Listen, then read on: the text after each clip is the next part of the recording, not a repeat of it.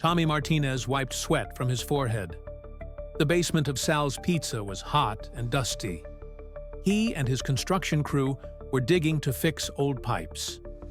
The building was 90 years old. Nobody had been down here in decades. Everything smelled like dirt and mold.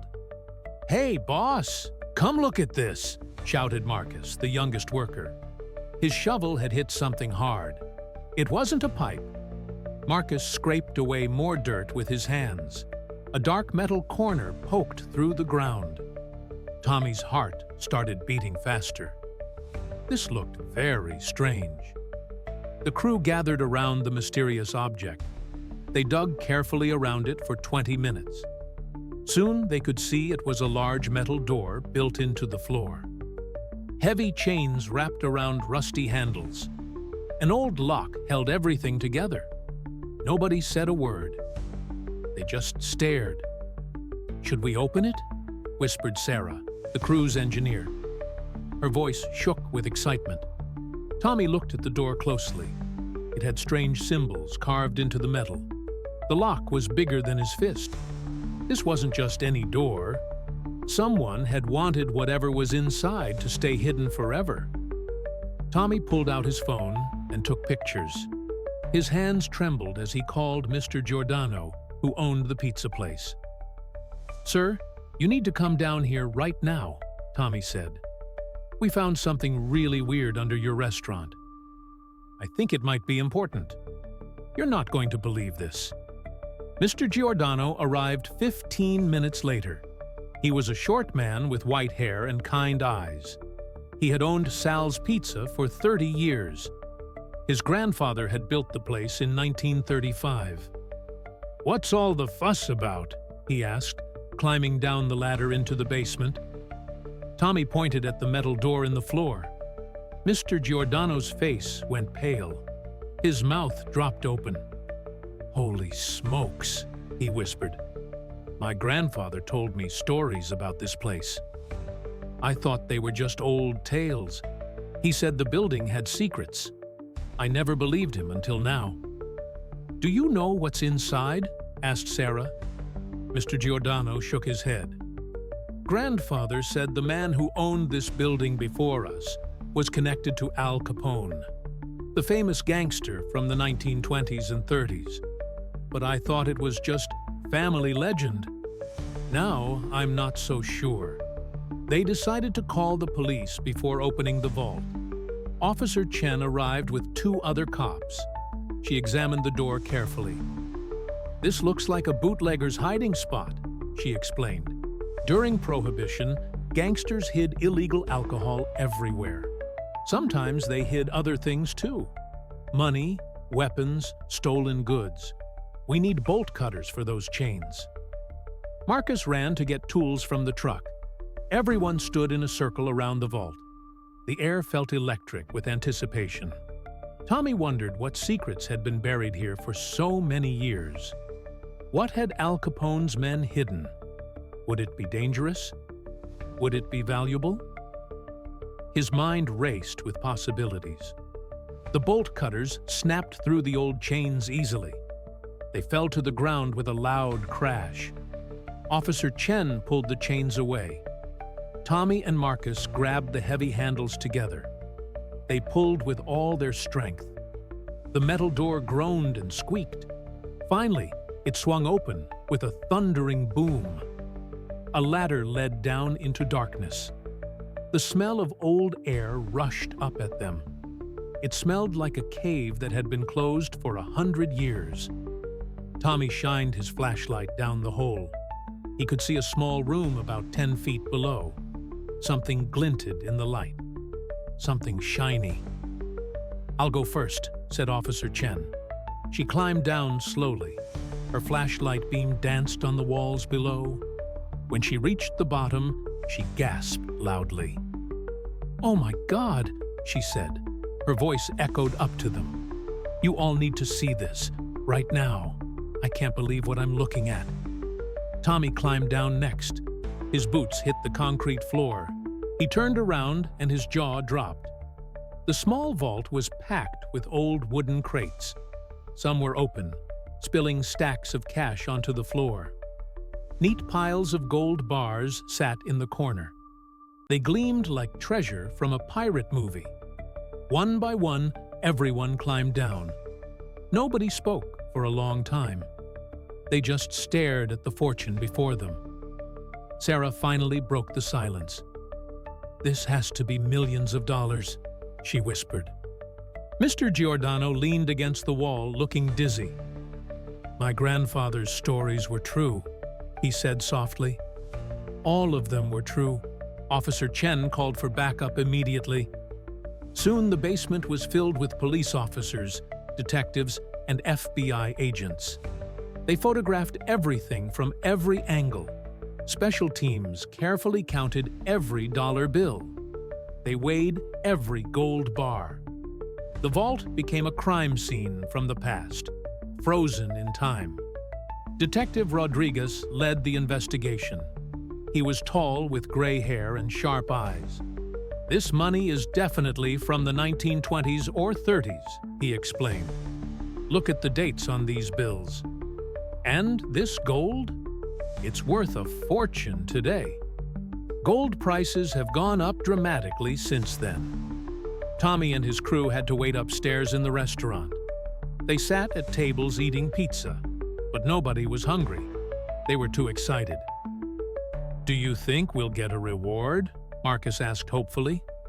Sarah shrugged. "Maybe. But this money probably belongs to the government now. It's evidence from old crimes." Hours passed. More officials arrived. News vans pulled up outside. Reporters knocked on the door. Mr. Giordano refused to let them in. "Not yet," he told Officer Chen. "I need to understand what this means.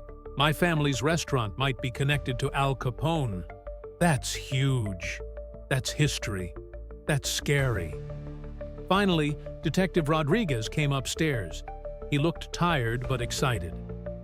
"We've counted everything," he announced. $4.8 million in cash and gold. At today's gold prices, it's worth even more. Maybe 6 or 7 million total. This is the biggest Capone-era discovery in 50 years. You found something really special. The FBI brought in a historian named Dr. Ellen Wu. She was an expert on Al Capone and Chicago gangsters. She examined old documents found in the vault. There were ledgers with coded names and numbers. There were letters written in Italian. There were photographs of men in fancy suits. "This vault definitely belonged to someone in Capone's organization," Dr. Wu explained. She held up a faded photograph. It showed men standing in front of the building. This picture was taken in 1932. See that man on the left? That's Frank Nitti. He was Capone's enforcer. Everyone leaned in to look at the photo. Frank Nitti looked tough and mean. He wore an expensive suit and a fedora hat. Behind him, they could barely see the sign for what the restaurant used to be. "Luigi's Imports," Dr. Wu read. "That was a front business. They pretended to sell olive oil and wine." "So why did they leave all this money here?" asked Tommy. Dr. Wu smiled. "Great question. My theory? Someone went to prison suddenly. Maybe they died. Maybe they forgot where they hid it. During Prohibition, gangsters had stashes all over Chicago. Some were never recovered. This is one of them." Mr. Giordano looked at the old photo carefully. Then he pulled out his wallet. He showed them a picture of his grandfather as a young man. Tommy's eyes went wide. The face looked familiar. Very familiar. "Wait," said Detective Rodriguez slowly. "Is that your grandfather standing next to Frank Nitti?" The room went silent. Everyone stared at the two photographs. Mr. Giordano's grandfather looked young and nervous in the old picture. He stood in the background, not quite part of the group, but he was definitely there. Mr. Giordano sat down heavily in a chair. His face was red. "My grandfather never talked about his past. Mr. Giordano said quietly. He came from Italy as a teenager. He worked in this neighborhood. In 1935, he bought this building cheap, really cheap. He turned it into a pizza place. He worked hard his whole life. He was a good man. Dr. Wu spoke gently. Many people worked for gangsters during the Depression. Times were hard. People needed money to survive. Your grandfather probably just worked here. Maybe he swept floors or washed dishes. That doesn't make him a criminal, but he clearly knew about the vault. Why didn't he take the money? Asked Sarah. Mr. Giordano shook his head. Maybe he was scared. Maybe he thought the FBI was watching. Maybe he wanted to forget that part of his life. He married my grandmother in 1936. They had my father. They built a good, honest life. Detective Rodriguez put a hand on Mr. Giordano's shoulder. Your grandfather made the right choice. He walked away from crime. He built something good. You should be proud of him. Not everyone in that world had the strength to leave. He did. That takes courage. Real courage. He was a brave man. By the next morning, the story was everywhere. Television news showed the outside of Sal's Pizza non-stop. Newspapers had huge headlines. Capone's lost fortune found. And secret vault under Chicago restaurant. Reporters crowded the sidewalk. Customers lined up around the block, hoping to get inside the famous pizza place. Tommy's phone wouldn't stop ringing. Everyone wanted interviews. Morning shows called, podcasts called, even Hollywood producers called. This is crazy, he told his wife on the phone. I was just fixing pipes. Now I'm part of a huge news story. I can't believe this is happening to me. Mr. Giordano hired a lawyer to help him deal with everything. The lawyer explained that the government would take most of the money, but Mr. Giordano might get a small reward. Tommy and his crew might too. For finding historical artifacts, the lawyer said, it's not a fortune, but it's something. Meanwhile, Dr. Wu continued researching at the vault. She found more interesting things. Old bottles of whiskey from Prohibition, coins from the 1920s, a Tommy gun wrapped in oilcloth. Each discovery made the news. The city's history was coming alive. People remembered why Chicago was once called Capone's town. The mayor held a press conference. This discovery reminds us of our city's colorful past, she said. Good and bad. We will preserve these items in a museum. School children will learn about this era of history. This vault will teach future generations. History isn't just in books. Sometimes it's right under our feet. 3 days after the discovery, an old woman came to Sal's Pizza. Her name was Mrs. Catherine Romano. She was 94 years old and walked with a cane. She asked to speak with Mr. Giordano privately. They sat in a back booth. Her wrinkled hands shook as she spoke. I knew your grandfather, she said softly. We grew up in the same neighborhood. I was just a girl, but I remember him. Luigi was his real name. He was kind. He gave food to hungry families during the Depression. He helped people. But he worked for dangerous men because he had no choice. She pulled out an old envelope from her purse. Inside was a letter written in faded ink.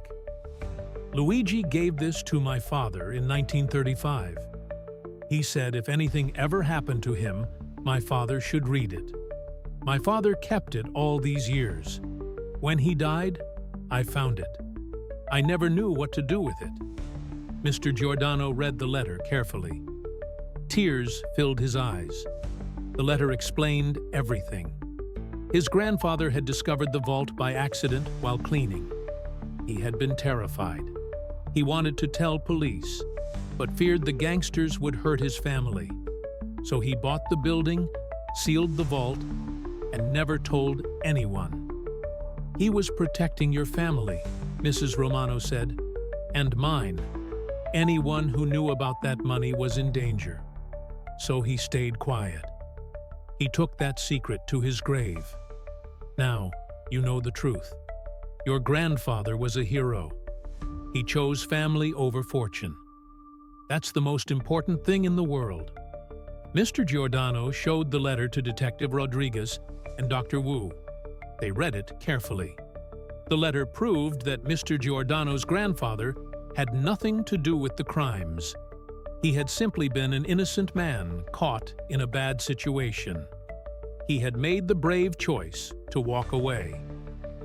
"This changes everything," said Detective Rodriguez. "Your grandfather was a witness, not a criminal.